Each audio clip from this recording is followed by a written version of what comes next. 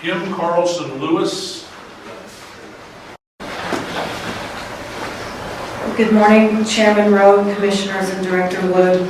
My name is Kim Carlson Lewis. My 29-year-old son, Eric, died in LaSalle Corrections after being shipped out from Harris County earlier this year.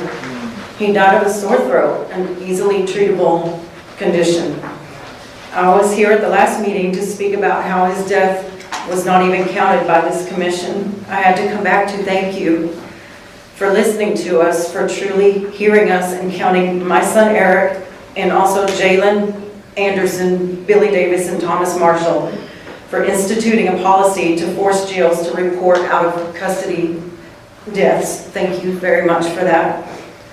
It's been 9 months and I still don't have any answers. I don't have an autopsy report. I don't have an investigation report.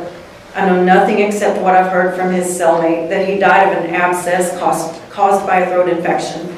He was spitting out blood and struggling to breathe. The hospital where he died told us that he should never have arrived in that condition. He should have been brought sooner. And I also was never notified that he was transported from the jail to the hospital. I didn't know anything until they called and told me he died. I could have maybe at least said goodbye or something. These last 9 months I've been looking for answers. After his death, I started researching custody deaths and discovered to my shock that 78% of our jail's population is psychiatric. My son struggled with mental health issues since he was 14 years old.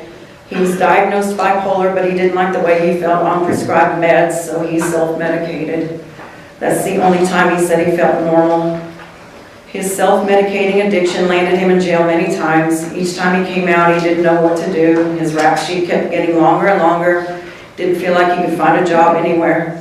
My son was taken to Harris County Jail on January 5th, put in a straitjacket, and left alone on the cold floor for 24 hours. He was dead in LaSalle by January 25th.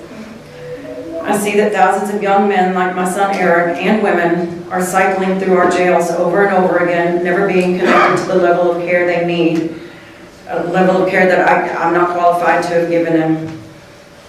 This year, at least 7 of the 15 people who died in our jail had cycled through for years due to their mental illnesses. In theory, we all know that jails are not the place for people with mental illness and addiction issues, but we act helpless. Instead of spending $58 million shipping our sons and daughters to private jails in Louisiana and Mississippi, why can't we build a mental health facility here that actually provides the level of care they need? Instead of warehousing them in cages where even healthcare providers don't see them as human beings deserving of basic care.